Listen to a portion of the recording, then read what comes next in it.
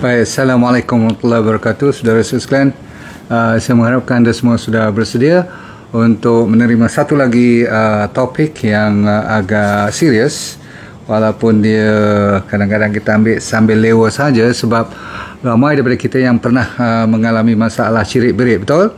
Siapa yang pernah kena cirit-berit sampai masuk hospital ataupun sampai orang kata apa, tersadai, terlantar di atas katil kat rumah sampai 3-4 hari tu, ada tak kat sini? Sampai lembik, sampai lesu, sampai dah orang kata apa,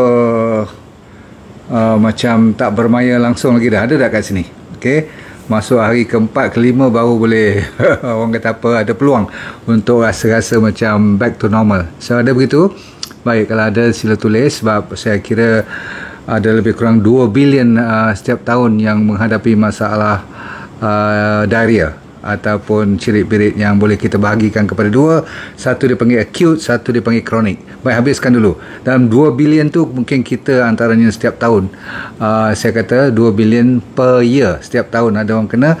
Dan yang paling menyedihkan, kenapa saya tergerak hati juga nak cerita, saya korek-korek cerita ni, 1.9, hampir 2 milion rakyat yang bawah pada 5 tahun, terutama sekali budak-budak, kanak-kanak, dan terutama sekali bagi mereka yang di negara-negara yang sedang membangun ataupun negara ketiga, yang sedih-sedih sebab mereka ni 2 milion setiap tahun meninggal disebabkan oleh diarrhea, penyakit cirit-berit. Okey, tadi ada beberapa orang atuk jugalah yang cucu mereka yang 4-5 tahun tu selalunya kena hati-hati. Bawah pada 5 tahun ni banyak sangat yang sampai bawa maut dan sebagainya. Cek dulu. Kalau yang paling penting ialah cek, kalau diarrhea, first thing you kena check ialah dehydration, kekeringan badan dulu, sebab ini yang emergency. Sebelum you nak jumpa doktor, atau tengah malam dia tengah diarrhea, tengah muntah pula tu kan, demam pula, lepas tu cek ubun-ubun dia, tengok lembik tak atau tertekan tu sampai ke dalam tak. Okey, itu berarti dah mula air tak cukup dalam badan, mata dia dah mula cengkung. Kalau dia menangis, air mata dia dah macam orang kata menangis kering aja, bibir dah pecah-pecah, lidah tu dah mula kering, jaga baik, tengok elok dah naik putih-putih, atau memanglah dia berak tak berhenti, ataupun dia muntah lagi, kadang-kadang keluar lendir, kadang-kadang sampai keluar darah pun. You kena hati-hati semua ni. Lepas tu tengok dia punya kencing berkurangan tak, kulit perut dia kedut. Ni budak-budak, orang dewasa pun ada juga, tapi lebih pada budak-budak lah ni. Dia letih, dia nampak confused, dia macam orang panggil apa, macam mengigau macam tu. Lepas tu nafas dia, kalau nafas dah mula sesak, kalau dia dah mula layu badan dia, tolak-tolak pun dia gerak tak gerak, dah tak macam biasa lagi dah, dia boleh sampai blackout. Kalau dia dah hitam, itu saya rasa agak terlambat tu, jaga baik. So, jadi daripada tadi saya dah kata, bila sampai peringkat ubun-ubun dia tu kan, dah cek semua tu pun dah ada simptom-simptom, gejala tu, bawa terus pergi jumpa doktor dulu. Jangan tunggu lama-lama, sebab apa, bila dia dapat shock, body dia tu tak boleh terima. Sebab apa? Semua fungsi organ-organ seperti buah pinggang, paru-paru dah mula nak jam tu, maka itulah menyebabkan banyak baby yang bawa maut pun. Boleh? Okey, itu sebagai mukadimah. You faham untuk children. Sekarang untuk kita orang yang dewasa pun ada juga yang teruk-teruk kan, dan selalunya disebabkan sama ada oleh virus, nombor satu, seperti novovirus, rotavirus. Dan saya malam ni, sebab apa saya kata jangan melawak, sebab ada juga virus yang di bawah flu ni, termasuklah cerita COVID-19, sama ada Omicron ke, BA4 ke, BA5 ke, mereka juga diarrhea merupakan salah satu daripada orang kata apa, gejala yang dikenal pasti, selain daripada dua lagi tu, iaitu batuk dan satu lagi demam. Batuk, demam dan campur dengan diarrhea. You jangan anggap lain dulu, anggap dia sebagai satu virus yang serius, termasuklah COVID-19. Sebab apa? Kalau COVID-19, kalau dah sampai masalah pernafasan pun timbul juga, jadi agak terlambat, takut masuk terus stage 3, 4, 5 nanti. Faham? Especially stage 4 or 5. Jadi mereka yang suka makan drugs, maksudnya ubat-ubatan hospital, Kalau selalu sangat cirit-berit minta doktor tukar ubat, sebab mungkin itu punca utama yang you dah sakit cirit-berit ni sampai dah lebih pada 4 minggu. Siapa yang lebih pada 4 minggu tu dia dipanggil kronik. Kronik tu maksudnya dia susah nak baik dan lambat nak baik, dan takut nanti dia boleh sampai jadi orang panggil apa, kalau bakteria base ataupun penyakit-penyakit yang disebabkan oleh mikrob halus-halus ni boleh bawa sampai kena apa? Sebab tu saya tulis title tadi, jangan melawak, sebab boleh sampai jadi, kalau maut tu satu cerita terakhir, tapi sebelum maut tu namanya kanser. Telah dikenal pasti ada beberapa virus, bukan virus saja ni, yang penting bakteria yang memungkinkan dia menukar protein dalam pencernaan kita. Di situ kalau bakteria yang jahat terlalu banyak, dia boleh mengeluarkan protein, dan protein itu akan bertukar, mutasi, dia boleh tumbuh apa dinamakan bibit-bibit kanser yang bertahun-tahun kemudian nanti baru kita kena, terutama sekali colon cancer lah, sebab dia ada kaitan dengan usus. Faham? Okey, baik. Satu lagi ialah disebabkan oleh food poisoning. Itu tak payah saya cerita. Dulu dah kita ceritakan dulu. Lepas tu masalah sugar alcohol. Ramai lupa dalam chewing gum, dalam gula-gula daripada sugar alcohol ni, seperti pernah dengar tak sorbitol, xylitol, semua-semua ni yang ada tol-tol kat ujung tu selalunya boleh menyebabkan cirit-birit. Ada orang yang sampai dah ada loss of appetite, ni dah makin teruk bila dia dah letih terlampau sampai tak boleh gerakkan badan, dan dia senang muntah dan loya. Terutama sekali kalau mereka yang lepas daripada kena kemoterapi macam saya dulu pun senang kena orang panggil diarrhea. Okey, jadi diarrhea yang selalu campur dengan degupan jantung yang bertukar irama pula. Kalau you rasa sebab macam tu, memanglah kalau orang dewasa pun, kalau lidah dah mula kering, bibir dah mula pecah-pecah, ada ulcer, dan kalau you pula senang ada anxiety, tahu tak, resah dan gelisah punya perangai, sikit-sikit jadi gelabah, jenis yang gabra cepat, lagi senang bermasalah diarrhea yang kronik. Yang kita risau diarrhea yang kronik. Kalau diarrhea yang 3-4 hari dia letih je, kita makan arang cakol tu kan, activated cakol, minum teh dan sebagainya, tu boleh baik, itu beres. Ni saya fokus malam ni yang lebih serius, yang tak boleh you melawak. Mana boleh kalau dah lebih pada 2-3 minggu pun, kalau saya dah risau dah. Jangan kata 2-3 minggu, 2-3 hari pun tak berhenti, memang nak kena jumpa doktor. Sebab apa?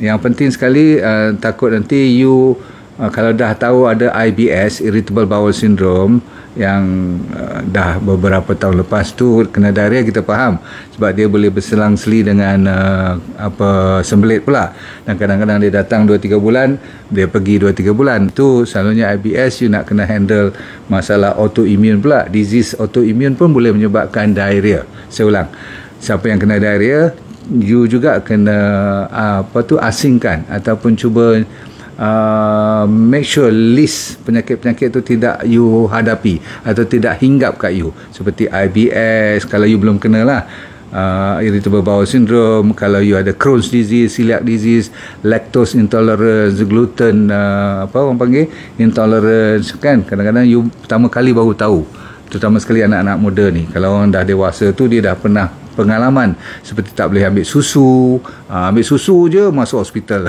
ambil gandum je pun masuk hospital. Sebab apa? Dia punya alergi tu teruk sangat. Sebab apa? Setiap kali you kena diarrhea jenis yang saya cerita malam ni, kenapa serius dan kronik dan kena you awasi, ialah sebab setiap kali nak habis series 2 hari 3 hari tu, setiap hari you dah hilang hampir 10 ke 15 liter air. Saya ulang, setiap hari. Kalau jumlah air yang keluar tu lebih banyak, daripada mana dia datang tu, heran juga kan. Body kita tu habis, dia absorb air, keluarkan air, dia tak boleh masuk balik ke sel. Keluar boleh, masuk tak boleh. Tak ke pelik tu. Okey. So jadi ada masalah pencernaan, ada masalah absorption. Jadi ada orang, saya kata apa tadi, sehingga kan yang ujung-ujungnya kalau stres sahaja pun boleh menyebabkan dia dapat kronik, orang kata diarrhea. Hari diarrhea je. Pasal apa? Nak ambil exam. Exam lagi 3 bulan dia dah mula diarrhea sekarang, ataupun dia nak kahwin. Cukup duit tak apa, tapi masalah ni lah, panik ke, tak prepare ke, atau kena paksa dengan mak bapak ke, dah mula diarrhea. Ada masalah-masalah lain lagi lah. Stres kerja, stres sesuatu dari segi keuangan kan. Ramai yang telah mendapat manfaat dari DND 369 Sacha Inchi Oil. Pastikan DND 369 Sacha Inchi Oil yang original hanya dari DND. Dapatkan daripada dropship sah DND. Baik, so apa yang you kena buat? Yang ni lebih penting. Nombor satu ialah, kenapa ramai orang ataupun budak-budak kecil tadi jadi sampai bawa maut? Salah satu daripada mineral yang selalu hilang dalam 15 liter atau 10 liter bila keluar air tu tadi, setiap hari bila muntah dan cirit-birit tu, adalah zinc. Bila zinc dah mula berkurangan, salah satu daripada electrolyte yang perlu diganti balik nanti, ini antara penyebab utama kenapa bermasalah sangat orang sampai bawa maut tu. Sebab zinc lah yang akan kontrol balik you punya, sama ada nak kena leaky gut atau tidak, nak bocor tak bocor usus tu. Jadi zinc mainkan banyak peranan. Okay? Dia mengeluarkan enzim, dia mengeluarkan antibody untuk lawan membantu melawan bakteria-bakteria yang jahat, virus dan sebagainya. Tapi yang penting ialah first and foremost, dari segi pengurusan bila you kena diarrhea yang seserius macam ni, nombor satu, check dengan doktor lah, of course. Tugas saya bukan nak suruh you lari pada doktor. Tugas saya ialah sementara you ada kat rumah, apa lagi you boleh buat. Sebab doktor boleh tengok you katakan setengah jam, paling-paling 1 jam je kan. Kecuali kalau private lah. Private mungkin dia kena buat blood test, kena buat test najis you lagi, nak test kalau tak dapat apa-apa berita yang dia confident, dia scope you pula. Scope pula kop bawah, scope kop atas. Kadang-kadang kena ambil biopsi lagi. Takut-takut kan ada kawan kita cancer tu, you nak kena exclude. Baik, so first thing first, saya kata apa tadi? Bukan antibiotik. Kadang-kadang doktor bagi juga antibiotik tu.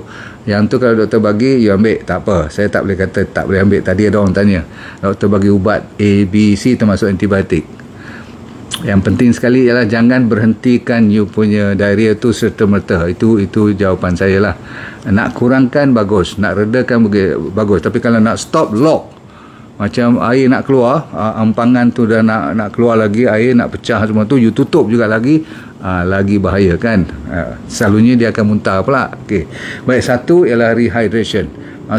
Doktor akan masukkan air balik atau terpaksa masuk IV. You kat rumah, gantikan dengan teh pekat dengan elok.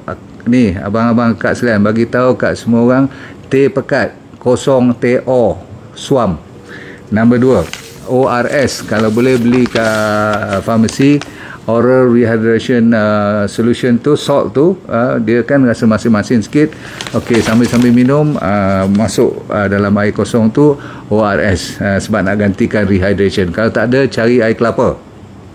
Okey, nombor 2 ialah jaga bahagian you punya mikrob pula.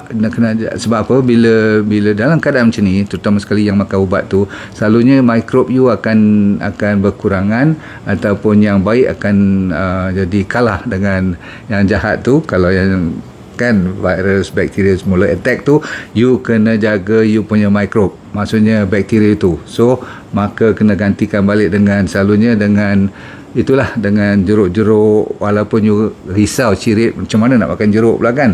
Tapi kalau yang special dibuat khas seperti sauerkraut, kimchi, ambil berries yang dicampur dengan blackberries terutama sekali, bagus. Lepas tu ada lagi satu petua ni, you tulis sekarang juga, sains dah confirm, green banana. Tulis besar-besar, green banana, maksudnya pisang yang belum masak, dah tua tapi you nak makan dia tak boleh, kelat, so you kena rebus dia. Boleh rebus macam kita rebus pisang kan, sedap. Pisang awak tu kan, saya suka betul, cicah dengan kelapa, best. Tapi untuk tujuan ni, pisang yang hijau direbus bagi lembut, boleh gigit, makan pisang tu. Okay, yes, dah boleh kopi tu. Pisang tu saya pun baru belajar tu. pisang hijau tu. Lepas tu cari probiotik. Kalau macam saya pakai Fiber Up sebab ada Almana, ada Arabic Gum. Ni probiotik ni mustahak ni. Okey, kalau boleh yang dah ada mikrob sedikit dalam tu. Bioserat, selain daripada serat saja, saya nak masukkan live bacteria ataupun yang dah dalam serbuk tu, bila masuk dia boleh bantu mempercepatkan, penuhkan balik bakteria supaya balancekan balik penyebab sampai jadi diarrhea tu. So masa ni you boleh campur dengan kombucha tea pun boleh, ambil apa lagi, kefir, tapi itu makanan-makanan mak saleh saya pun tak kerti makan. Semalam saya tengok kat Kuantan tu, kalau boleh you ambil cencalok, sambal belacan, yang kat Kelantan tu budu, semua tu boleh. Cuma masa tengah cirit ni jangan ambil banyak lah, sebab nanti dia lebih senap perut. Cuma bila you lega sikit, you ganti balik dengan bakteria-bakteria yang alami macam ni. Lepas tu semua trace mineral, semua yang ada dalam R-Extra, selalu saya suruh you titis R-Extra 5 titis pagi, 5 titis petang tu. Tujuannya apa? Untuk ganti balik trace mineral. Tahu tak, selenium, boron, zinc, semua tu. Sebab apa? Potasium, magnesium, sodium, kalsium, semua tu, okey, semua tu dah ada dalam makanan-makanan masa ni. You ambil dalam bentuk bubur, jangan ambil dalam bentuk solid food, tak boleh. Okey, saya ulang, dalam bentuk bubur. Itu pun hari kedua, ketiga. Hari pertama tengah dia cirit-birit tu, jangan langsung ambil solid food. Ambil air, jus yang tak ada gula, no problem. Okey, lepas tu ambil activated charcoal. Saya kata apa tadi? Arang yang dijual di farmasi tu, tahu kan? Ambil 3 biji terus kali pertama, lepas tu 2 setiap 4 jam sampai dia lega. Boleh? Okey, 2-3 hari dia akan lega selalunya, insya-Allah. Kalau setakat food poisoning pun dalam 2 hari je dia boleh lega. Okey, kalau buat betul-betul. Teh pekat, saya dah cerita tadi. Pucuk gajus, tahu pucuk gajus? Ni buah janggut. Okey, dia punya pucuk tu yang you buat ulam tu. Terus kunyah aja sambil you berehat. Okey, seterusnya pucuk jambu batu. Yang ni ramai orang dah tahu. Pokok jambu semua tanam kat rumah, rampak asu pun boleh. Dia besar je, biar pucuk dia tu you buatkan ulam setiap hari pun tak apa. Tapi masa tengah diarrhea, ini antara bantuan kat rumah. Okey, sementara you nak kenal pasti apa masalah sebenarnya. Air kelapa muda saya dah cerita, dengan kelapa sekali. Nah, sekarang ada benda petua baru, iaitu beras yang digoreng tanpa minyak. Goreng kering sampai warnanya jadi brown, ataupun kalau boleh sampai nak gelap pun tak apa. Orang kata apa, goreng sampai jadi hitam tu, tumbuk halus, lepas tu campur dengan air suam dan garam. Kalau boleh dia orang kata garam hitam. Saya pun tak faham garam hitam apa. Kalau saya tu ambil garam, sama ada garam Himalaya salt ataupun Celtic salt ataupun RX salt. Saya buat campuran garam buluh dengan garam Bario daripada Gunung Bario di Sarawak tu. Yang tu bagus. You campur dengan yang dia punya magic ialah beras hitam tu yang dah digoreng. Okey, ditumbuk halus. Lepas tu air tepung gandum. Yang ni semua bukan suruh makan semua. You kena ambil salah satunya sahaja yang mana serasi dengan you. Ini betul-betul orang dulu-dulu yang tak boleh A dia buat B, tak boleh B dia buat C. Faham? Dah dapat yang mana berhasil, dia fokus kepada tu. Jadi cun lah. So saya kata apa tadi? Air tepung gandum. You cari tepung gandum. Okay, you ambil 3 spoon. Lepas tu ambil air, you bancuh dia, tapis, minum. Suam-suam bagus. Lepas tu bawang putih campur madu tualang boleh, madu kelulut pun bagus. You ambil lebih kurang bawang putih tu dah ditumbuk-tumbuk lah, dihancur halus. You campur dengan madu, 1 sudu dengan 1 sudu, campur dua-dua, buat macam paste tu, you makan dia. Makan sedap tu. Saya pernah buat ni, honey campur dengan bawang putih, cun, sedap gila. Okay, right. Pisang tadi saya dah cerita tadi kan, pisang yang hijau tu 2 biji pun tak apa. Lepas tu Kalau you nak main dengan buah, yang paling abdal untuk orang yang kena diarrhea ni apple. Okey. Jangan ambil buah pear. Buah pear nanti lagi diarrhea pula kan. Dan kita tutup cerita dengan jus lemon. Okey, jus lemon panas.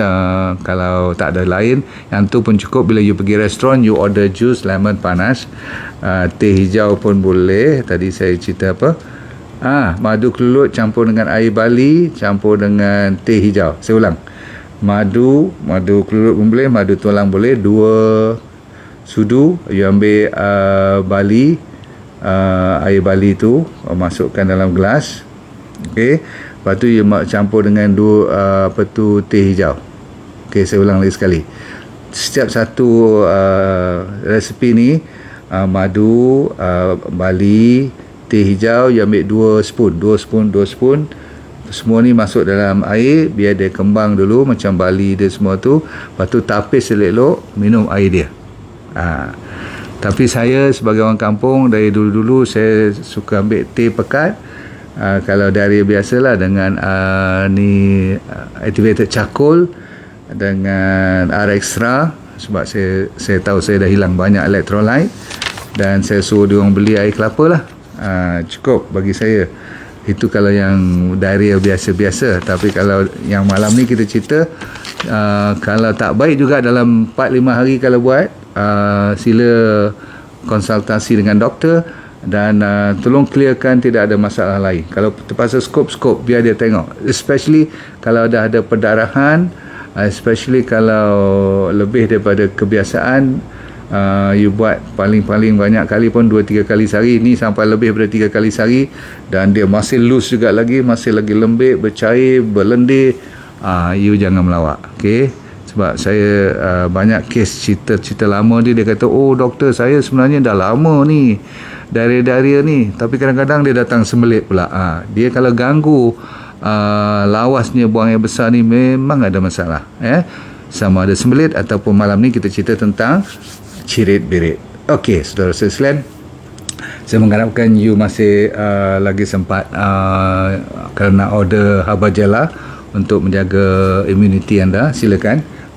Apa yang saya buat cuma untuk berikhtiar. Kita doakan sentiasa supaya anda semua sihat walafiat, dan secukupnya supaya hidup anda di dunia bahagia, akhirat syurga. Sebab apa? Kita pandai let go and feel good all the time.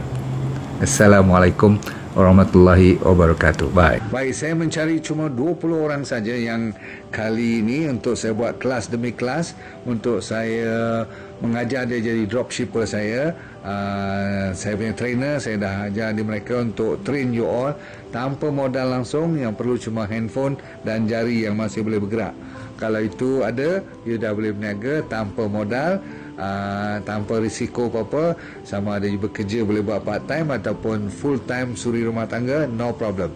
Dengan syarat you kena rajin sedikitlah belajar dan ikut apa yang kita tunjukkan, sebab semuanya dibuat secara percuma.